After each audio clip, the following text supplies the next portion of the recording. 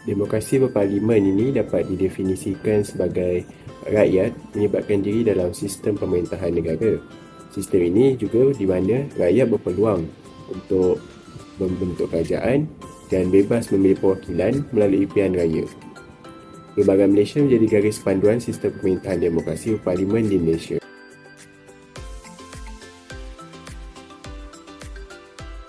Terdapat dua corak pemerintahan negara demokrasi iaitu yang pertama, sistem raja berperlembagaan di mana ia mengekalkan raja sebagai pemerintah tertinggi negara dan negara. Pemerintahan dibantu oleh seorang Perdana Menteri. Yang kedua pula ialah sistem republik. Malaysia memilih dan mengamalkan sistem pemerintahan demokrasi berparlimen dan raja berperlembagaan sejak mencapai kemerdekaan pada tahun 1957.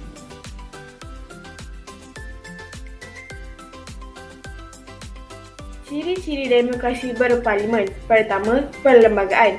Perlembagaan merupakan undang-undang tertinggi yang menjadi asas kepada pembentukan sesebuah negara. Yang kedua, raja berperlembagaan. Raja berperlembagaan merupakan sistem pemerintahan beraja mengikut perbentukan dalam Perlembagaan Malaysia, yang di-Pertuan Agong bertindak sebagai Perlembagaan Malaysia. Yang ketiga, pilihan raya. Pilihan raya merupakan proses memilih wakil rakyat untuk memerintah di peringkat negeri atau negara dengan menggunakan proses yang sulit serta prosedur yang tendus dan teratur. Yang keempat, parlimen. Parlimen merupakan bandang perundangan bagi kerajaan persekutuan dan ia membuat undang-undang yang boleh dikuatkuasakan di seluruh negara. Fungsinya, pertama, meneruskan undang-undang persekutuan. Kedua, membuat pindaan kepada undang-undang persekutuan yang sedia ada. Yang ketiga, memeriksa dasar-dasar kerajaan. Yang keempat, meneruskan perbelanjaan kerajaan. Dan yang kelima, meneruskan hasil-hasil cukai baharu. Yang kelima ialah kuasa pemerintahan. Kuasa pemerintahan ini mengamalkan konsep pengasingan kuasa. Kuasa pemerintahan ini juga dibahagikan kepada 3 bahagian, iaitu yang pertama ialah badan perundangan, yang kedua badan pelaksana dan yang ketiga badan kehakiman. Seterusnya, parti-parti politik. Ia merujuk kepada sekumpulan orang yang mempunyai ideologi politik untuk mencapai matlamat bersama. Dan akhir sekali, kebebasan asasi. Kebebasan asasi ini juga terbahagi kepada 2 bahagian, iaitu yang pertama ialah kebebasan mutlak dan kebebasan bersyarat. Dan yang kedua ialah kebebasan mutlak dan kebebasan yang tidak bersyarat. Kebebasan bersyarat pula adalah berlandaskan kepada peraturan yang tertentu.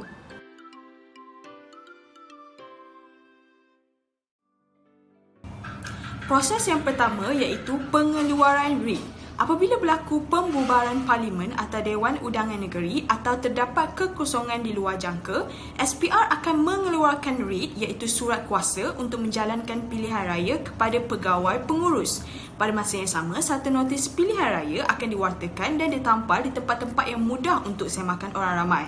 Notis tersebut akan mengandungi tarikh penamaan dan tarikh pengundian yang akan dijalankan.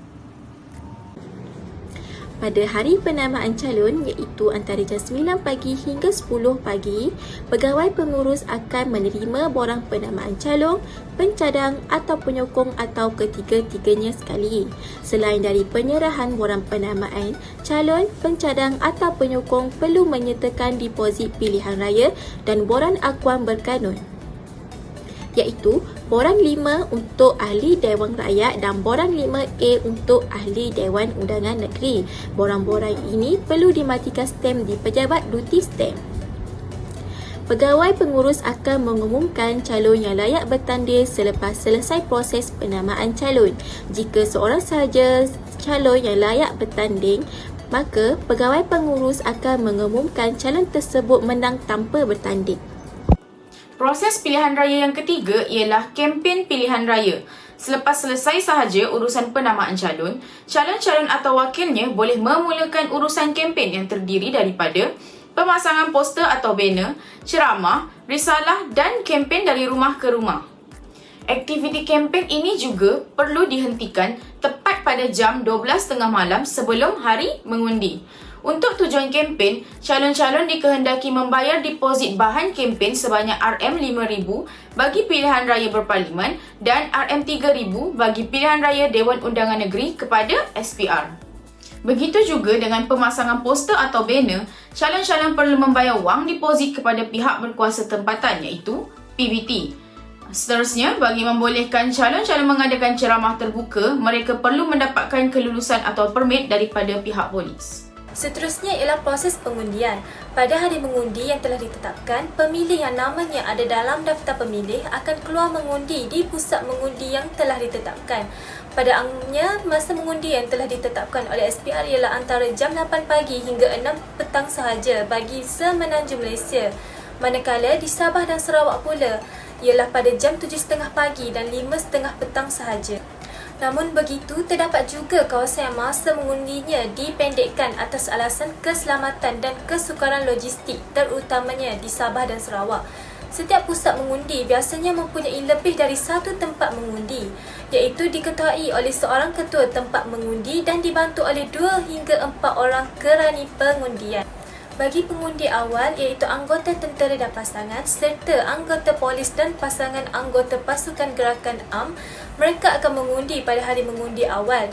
Walau bagaimanapun, bagi anggota tentera dan polis yang tidak dapat hadir mengundi awal kerana terpaksa bertugas, maka mereka layak untuk mengundi secara pos. Kertas undi pos ini akan dihantar kepada anggota tentera dan anggota polis tersebut selepas proses pengeluaran kertas undi pos dilaksanakan. Namun demikian, semua kertas undi pos yang telah ditandakan perlu dihantar dan diterima oleh pegawai pengurus selewat-lewatnya pada jam 5 petang pada hari mengundi tersebut. Proses kelima, penjumlahan rasmi undi. Sebaik saja urusan pengundian selesai, ketua tempat mengundi akan membuat pengiraan kertas undi. Keputusan pengiraan undi ini akan dimasukkan ke dalam borang 14, penyata pengundian selepas pengiraan undi. Borang 14 ini akan diserahkan kepada pegawai pengurus di Pusat Penjumlahan Rasmi Undi (PPRU) untuk dibuat penjumlahan rasmi undi. Pegawai pengurus akan menyembak borang 14 dan mengumumkan keputusan bagi setiap saluran tersebut. Sekiranya terdapat keraguan pada borang 14, semakan semula akan dibuat oleh pegawai pengurus sebelum pengumuman keputusan. Apabila semua keputusan borang 14 dan borang 15 iaitu penyata pengundian selepas pengiraan kertas undi pos telah diterima dan semak, pegawai pengurus bahagian pilihan raya terlibat akan menjumlahkan keseluruhan keputusan untuk menentukan pemenang bagi bahagian pilihan raya tersebut. Yang terakhir merupakan pengumuman keputusan pilihan raya. Setelah selesai menjumlahkan borang 14 dan 15, pegawai pengurus bagi sesuatu bahagian pilihan raya itu akan mengisytiharkan calon yang mendapat undian majoriti dan mengesahkannya sebagai wakil yang terpilih bagi bahagian pilihan raya yang berkenaan. Keputusannya tidak boleh dipertikaikan. Mana-mana pihak yang tidak berpuas hati dengan keputusan pilihan raya boleh mengemukakan di Mahkamah Pilihan Raya melalui petisyen pilihan raya.